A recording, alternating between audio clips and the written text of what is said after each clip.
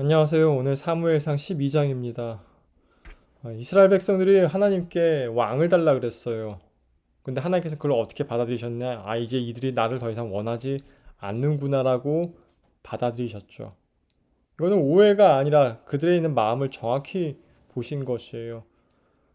사람이 하나님께 이러이러한 방식으로 개입해 주세요라고 요구했는데 그 요구 중에 하나가 이스라엘 백성이 이거예요. 더 이상 당신이 우리에게 필요할 때마다 돈을 주고 뭐 이것이 아니라 그냥 돈 자체를 달라고.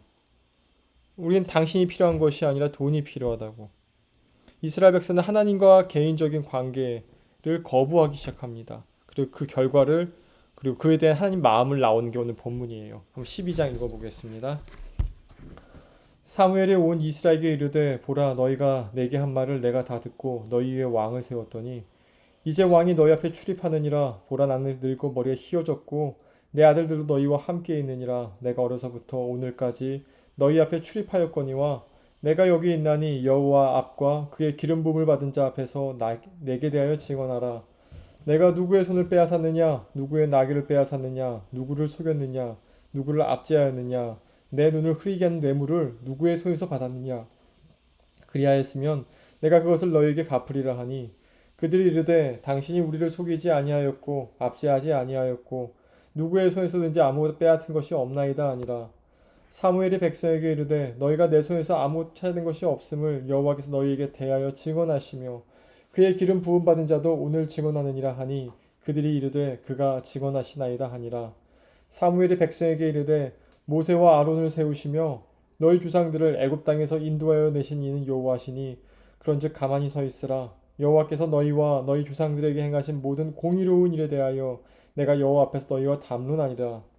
야곱이 애굽에 들어간 후 너희 조상들이 여호와께 부르짖음에 여호와께서 모세와 아론을 보내사 그 두 사람으로 너희 조상들을 애굽에서 인도해내어 이곳에 살게 하셨으나 그들이 그들의 하나님 여호와를 잊은지라. 여호와께서 그들을 하솔 군사령관 시스라의 손과 블렛 사람들의 손과 모압 왕의 손에 넘기셨으니 그들이 저희를 치매 백성이 여호와께 부르짖어 이르되 우리가 여호와를 버리고 바알들과 아스라롯을 섬김으로 범죄하였나이다. 그러하오나 이제 우리를 원수들의 손에서 건져내소서. 그리하시면 우리가 주를 섬기겠나이다 하매 여호와께서 여룻바알과 베단과 입다와 나 사무엘을 보내사 너희를 너희 사방 원수의 손에서 건져내사 너희에게 안전하게 살게 하셨거늘 너희가 암몬 자손의 왕 나하스가 너희를 치러옴을 보고 너희 하나님께 여호와께서는 너희의 왕 되심에도 불구하고 너희가 내게 이르기를 아니라 우리를 다스릴 왕이 있어야 하겠다 하였도다. 이제 너희가 구한 왕 너희가 택한 왕을 보라. 여호와께서 너희 위에 왕을 세우셨느니라. 너희가 만일 여호와를 경외하여 그를 섬기며 그의 목소리를 듣고 여호와의 명령을 거역하지 아니하며 또 너희와 너희를 다스리는 왕이 너희 하나님 여호와를 따르면 좋겠지만 너희가 만일 여호와의 목소리를 듣지 아니하고 여호와의 명령을 거역하면 여호와의 손이 너희 조상들을 치신 것 같이 너희를 치실 것이라. 너희는 이제 가만히 서서 여호와께서 너희 목전에 행하신 이 큰 일을 보라. 오늘은 밀베는 때가 아니냐. 내가 여호와께 아뢰리니 여호와께서 우레와 비를 보내사 너희가 왕을 구한 일 곧 여호와의 목전에서 범한 죄악의 큼을 너희에게 밝히 알게 하시리라. 이에 사무엘이 여호와께 아뢰매 여호와께서 그날에 우레와 비를 보내시니 모든 백성이 여호와와 사무엘을 크게 두려워하니라. 모든 백성이 사무엘에게 이르되 당신의 종들을 위하여 당신 하나님 여호와께 기도하여 우리가 죽지 않게 하소서. 우리가 우리의 모든 죄에 왕을 구하는 악을 더하였나이다. 사무엘이 백성에게 이르되 두려워하지 말라. 너희가 과연 이 모든 악을 행하였으나 여호와를 따르는 데서 돌아서지 말고 오직 너희의 마음을 다하여 여호와를 섬기라. 돌아서서 유익하기도 못하며 구원하지도 못하는 헛된 것을 따르지 말라. 그들은 헛되니라. 여호와께서는 너희를 자기 백성으로 삼으신 것을 기뻐하셨으므로 여호와께서는 그의 크신 이름을 위해서라도 자기 백성을 버리지 아니하실 것이요 나는 너희를 위하여 기도하기로 쉬는 죄를 여호와 앞에 결단코 범하지 아니하고 선하고 의로운 길을 너희에게 가르칠 것인즉 너희는 여호와께서 너희를 위하여 행하신 그 큰 일을 생각하여 오직 그를 경외하며 너희의 마음을 다하여 진실히 섬기라. 만일 너희가 여전히 악을 행하면 너희와 너희 왕이 다 멸망하리라. 우리가 언뜻 생각하기로는 사사들이 백성들을 다스리나 왕이 다스리나 무슨 차이가 있냐 물어보겠지만 큰 차이가 있어요.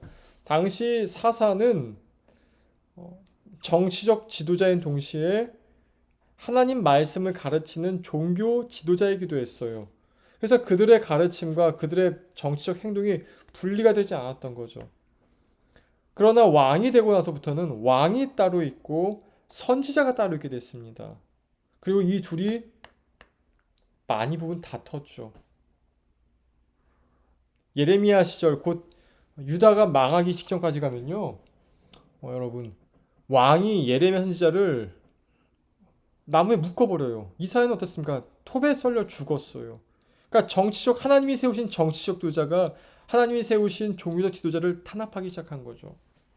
백성들은 어디로 갑니까? 당연히 정치로 갔어요. 왜냐하면 먹고 사는 문제가 거기에 있었기 때문에 그렇죠. 그리고 그렇게 점점점 선지자는 사라지게 되었고 이스라엘 백성은 타락하게 된 것입니다. 그래서 사사 시대만 보더라도 하나님이 왕으로 계셨고 그 왕의 대리자로 사사가 있었는데 이젠 이게 둘이 분리돼 버린 거예요. 이게 하나님 왕이셨는데 그것을 버려버리고 따로 또 한 명이 지도를 세우게 된 것이죠. 하나님께서 이것에 굉장히 마음 상해하셨어요. 그럼 우리가 교회를 볼 때 지금은 어떻게 우리나라 교회 보면 어떤 면에서는 교회는 정치적 지도자와 종교적 지도자가 한 사람이에요. 담임 목사님. 근데 이게 분리될 때가 있어요. 뭐 장로교가 많은 경우 그런데 어, 재정 장로님이나 행정 장로님이 교회 전반을 다스리고 담임 목사를 또 장로로 봐가지고 설교라든지 교회 목회를 담당하게 하죠. 이 둘이 같이 가면 좋은데 이 둘이 부딪히는 게 굉장히 많았어요. 그래서 어떻게 됩니까? 장로님들이 담임 목사 쫓아내기도 하고 담임 목사의 장로님들을 쫓아내기도 하고 가톨릭 때는 더 했죠. 가톨릭 때는 더 타락했죠. 종교 지도자가 종교자도 있는 것이 아니라 땅을 사고 권력을 갖고 이러다 보니까 종교 지도자가 왕이 되려고 그랬어요. 선지자가 왕이 되려면 어떨 것 같습니까? 좋을 것 같습니까? 신기하게도 어떤 선지자도 왕의 자리에 가지 않았어요. 단 한 번도 그들이 정치적 지배력을 한 것이 한 번도 없었습니다. 선지자는 선지자로 있었어요. 이것이 되게 중요합니다. 정말 중요해요. 하나님이 세우신 그 범위 밖으로 나가려고 하는 것. 하나님이 세우신 그 사람을 끌어내리고 내 마음대로 다른 누군가를 세우려고 하는 것. 둘 다 하나님이 굉장히 싫어하시는 거예요. 그러니 여러분, 고린도후서에 그런 말이 있죠. 각자 받은 은사대로 하나님께 앞으로 나아가리니. 전서인가요? 그 은사대로 우리가 주 앞에서 섬기십시다.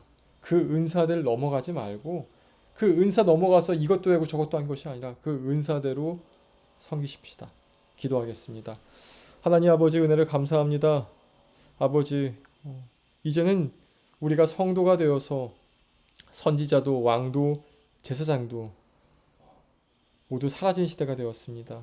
이젠 왕이요 선지자요 제사장인 그리스도께서 우리를 왕과 선지자로 제사장으로 부르셔서 그 모든 것들을 그리스도 안에서 성령으로 하나 되어 움직이게 하셨습니다. 주님, 우리가 각각 받은 그 은사대로 교회를 섬기고 서로를 사랑하게 하여 주시옵소서. 예수님 이름으로 기도하였습니다. 아멘. 내일 봅시다.